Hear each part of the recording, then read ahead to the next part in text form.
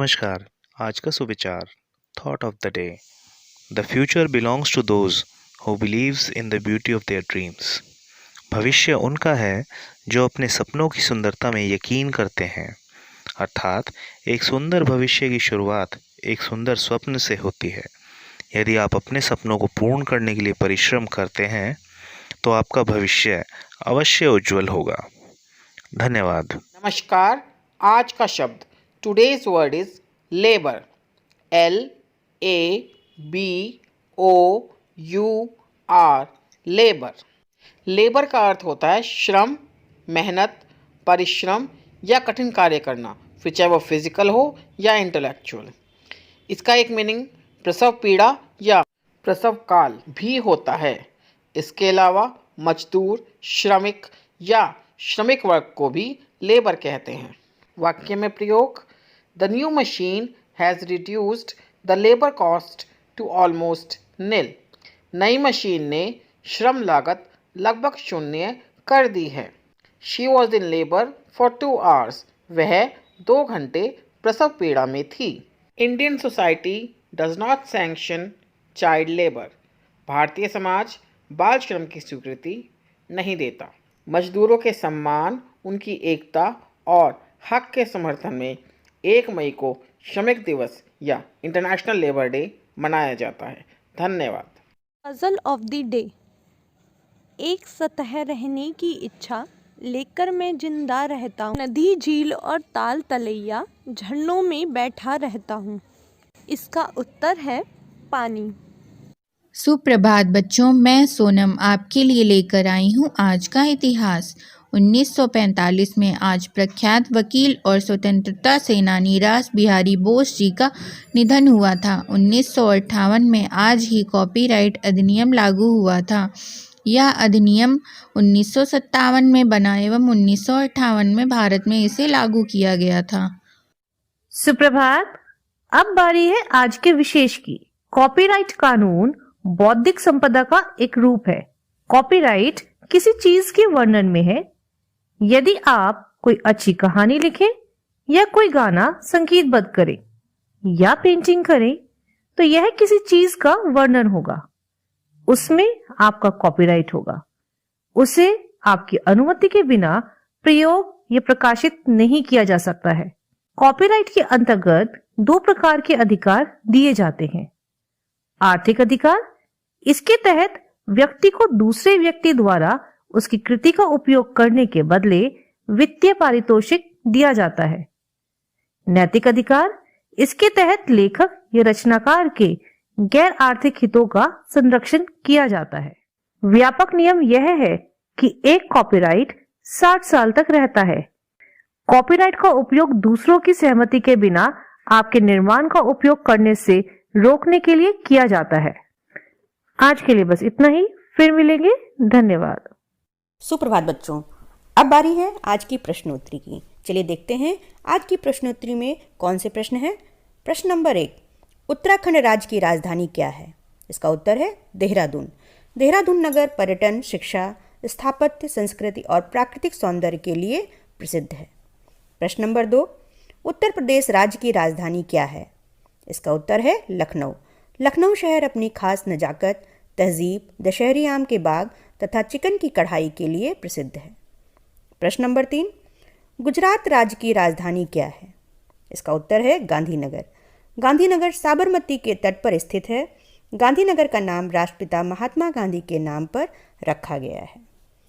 प्रश्न नंबर 4, महाराष्ट्र राज्य की राजधानी क्या है? महाराष्ट्र राज्य की राजधानी मुंबई है। मुंबई भारत देश की सबसे बड़ी आर्थिक वाणिज्यिक केंद्र भी है। मुंबई में हमारे देश का हिंदी चलचित्र व दूरदर्शन उद्योग भी है। प्रश्न नंबर 5, मध्य प्रदेश राज्य की राजधानी क्या है? उत्तर है इसका भोपाल। भोपाल को राजा भोज की नगरी तथा झीलों की नगरी भी कहा जाता है। आज के लिए इतना ही, धन्यवाद। नमस्कार, प्रस्तुत है आज का बाल गीत। आसमान के तारे बच्चे, हंसते गाते प्यारे बच्चे, बच्चे, दुनिया भर में नाम कमाते, साहस अपना खूब दिखाते, होते राज दुलारे बच्चे, आसमान के तारे बच्चे, करते अपनी हरदम मनचाही, बनते वीर हरदम सिपाही, राही देश के सारे बच्चे, आसमान के तारे बच्चे। धन्यवाद। सुप्रभात प्यारे बच्चों, आज की कहानी का शीर्षक है आभास। एक बार एक व्यक्ति की उसके बचपन के टीचर से मुलाकात होती है। वह उनके चरण स्पर्श कर अपना परिचय देता है।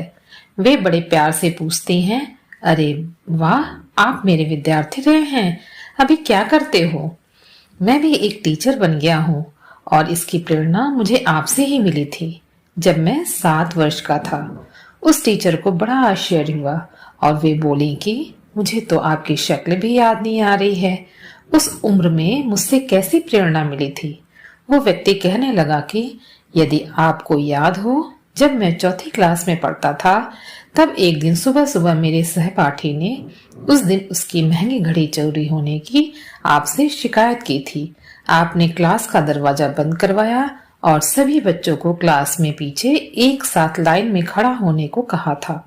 फिर आपने सभी बच्चों की जेबें टटोली थी।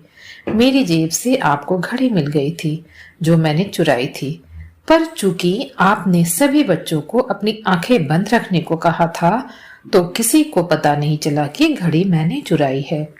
टीचर, उस दिन आपने लज्जा और शर्म से बचा लिया और इस घटना के बाद कभी भी आपने अपने व्यवहार से मुझे यह नहीं लगने दिया कि मैंने एक गलत कार्य किया था। आपने बगैर कुछ कहे मुझे क्षमा भी कर दिया और दूसरे बच्चे मुझे चोर कहते इससे भी बचा लिया था। ये सुनकर टीचर बोली, मुझे भी नहीं पता था कि वो घड़ी किसने चुराई थी। वो व्यक्ति बोला, नहीं टीचर, ये कैसे संभव है? आपने स्वयं अपने हाथों से चोरी की गई घड़ी मेरी जेब से निकाली थी।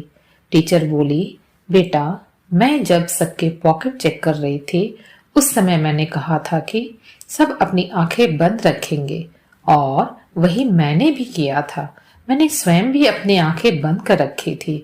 किसी को उसकी ऐसी शर्मनाक परिस्थिति से बचाने का इससे अच्छा उदाहरण और क्या हो सकता है? यदि हमें किसी की कमजोरी मालूम पड़ जाए तो उसका दोहन करना तो दूर, उस व्यक्ति को ये आभास भी ना होने देना चाहिए कि आपको इसकी जानकारी भी है। धन्यवाद। नमस्कार, मैं प्रेम वर्मा। आज मोटिवेटर सेल्फ का विषय है छात्रों को समान मौके। यदि आपने गौर किया हो तो अनुभव किया होगा कि हमने आज तक कभी भी अपने विद्यालय से संबंधित एक भी ऐसी गतिविधि शेयर नहीं की है जिसमें किसी एक विशेष स्टूडेंट या फिर कुछ खास स्टूडेंट्स की ही प्रतिभा नजर आई हो। जब भी मैं कोई गतिविधि कराता हूं तो हमेशा कोशिश रहती है कि उसमें पूरी कक्षा या अधिक से अधिक बच्चे प्रतिभाग करें। एक शिक्षक के रूप में हमसे अपेक्षित होता है कि हमारे द्वारा अपने छात्रों की प्रतिभा को आंकड़ों में न तोला जाए और ना ही उन्हें मौके देने में उनके साथ सेलेक्टिव रहा जाए, जिससे कक्षा में सभी छात्रों को अपनी काबिलियत और अपना हुनर दिखाने के बराबर मौके मिले, जिससे वह अपनी झिझक का दायरा पार करके उन्मुक्त भाव से हर स्तर पर बिना किसी हीन भावना का शिकार हुए अपनी प्रतिभा को पहचान दे सकें और तराश सकें। कक्षा की अंतिम सीट पर बैठा छात्र भी हमसे उतना ही अटेंशन और स्नेह महसूस करे जितना कि अगली सीट पर बैठा छात्र करता है। कुछ प्रतिभाशाली बच्चे तो हर कक्षा में होते हैं। मिसाल तो तब बनेगी जब हमारा पढ़ाया हर एक छात्र प्रतिभाशाली हो। धन्यवाद। आपका दिन शुभ हो। सभी साथियों को संजीव शर्मा का प्रणाम। आप देख रहे हैं प्रेरणा सूची आधारित लर्निंग आउटकम से जुड़ा हुआ कार्यक्रम, जिसमें प्रतिदिन हम किसी एक लर्निंग आउटकम को लेकर गतिविधि का निर्धारण करते हैं। आज से हम शुरू करने जा रहे हैं कक्षा 5 के गणित विषय के लर्निंग आउटकम पर गतिविधियां। ये गतिविधियां ERAC आधारित हैं, आपकी शिक्षण योजनाओं के लिए हैं और यहाँ दी गई गतिविधि एक उदाहरण मात्र है। आप ऐसी ही अन्य गतिविधियां अपनी शिक्षण योजनाओं के लिए तैयार कर सकते हैं। हमारा आज का एलो कोड है M501, जिसका विषय है संख्याओं की समझ एवं गणितीय कार्य। तो आइए देखते हैं आज की गतिविधि कैसे करा सकते हैं। आज की गतिविधि के लिए सबसे पहले आवश्यक है कि आप सभी छात्रों को कम से कम 5 समूह में अवश्य बांट लें और छात्रों को समूह में बांटने के बाद प्रत्येक छात्र को एक शीट या एक पेपर दे दें और उनसे पर्ची पर लिखे हुए इस प्रकार से काम दें। पहले समूह के लिए कि आप ये बताएं आपके गांव में कुल इतने पुरुष हैं और कुल इतनी महिलाएं या स्त्रियां हैं। यह संख्या आप लिख कर दें और संख्याएं कम से कम 5 अंकों में होनी चाहिए। पहला समूह यह स्पष्ट करे कि आपके गांव की कुल जनसंख्या कितनी है और यह स्पष्ट करते हुए समूह 2 को लिखित रूप में अवगत कराएं। अब समूह 2 का काम क्या है? समूह 2 इसी प्रकार से आस पड़ोस के कुल 5 गांव में कुल स्त्री और पुरुष कितने कितने होंगे अलग अलग और टोटल भी समूह 3 को अवगत कराएं। समूह 3 क्या काम करेगा कि यदि प्रत्येक पुरुष को 5,000 रुपये और प्रत्येक स्त्री को भी 5,000 रुपये किसी योजना में लाभार्थी के रूप में दिए जाने हैं तो उनको कुल कितने रुपए दिए जाने होंगे, यह निकालकर समूह 4 को अवगत कराएं। समूह 4 को क्या करना है कि यदि प्रत्येक व्यक्ति द्वारा एक दिन में 100 रुपया खर्च किया जाता है तो जो धन उनको दिया गया है वो कुल कितने दिनों में खर्च हो जाएगा, यह बात समूह 5 को बताएं। पहले गांव के व्यक्ति द्वारा यानी जो सबसे पहले वाले समूह ने जो संख्या दी थी, उक्त धन अपनी खेती में व्यय किया गया और प्रति व्यक्ति 1,000 रुपये मुनाफा कमाया गया तो कुल कितना मुनाफा कमाया गया, यह समूह 1 को बताएं। आप देख रहे हैं कि गतिविधि जहां से शुरू हुई थी वहीं आ गई। अब समूह 1 यह स्पष्ट करेगा कि उसके गांव के लोगों को कितना लाभ हुआ। यह एक संख्यात्मक गतिविधि है। यहां यह ध्यान रहे कि जब समूह 1 डाटा दूसरे समूह को ट्रांसफर कर रहे हैं तो वो संख्याओं को अंकों में लिखने के साथ साथ शब्दों में भी लिखें। इस प्रकार का निर्देश छात्रों को देते हैं। जब समूह ये गतिविधि कर रहे हों तो आप लगातार समूह के साथ रहें और उनकी गतिविधि को रोचकता बनाए रखने का प्रयास रखें। समूह जब अपनी प्रस्तुति दे रहे हों, आपको अवगत करा रहे हों तो उनकी बात को पूरी गंभीरता के साथ सुने और आपको लगता है जहां कहीं उनको मदद की आवश्यकता है तो उनकी मदद अवश्य करें। गतिविधि की रोचकता बनाए रखने के लिए आपकी सक्रिय भागीदारी बहुत अधिक आवश्यक है। तो कराते रहें गतिविधि और हासिल करें प्रेरणा लक्ष्यों को। हम बनाएंगे प्रेरक प्रदेश उत्तर प्रदेश। जय हिंद, जय शिक्षा।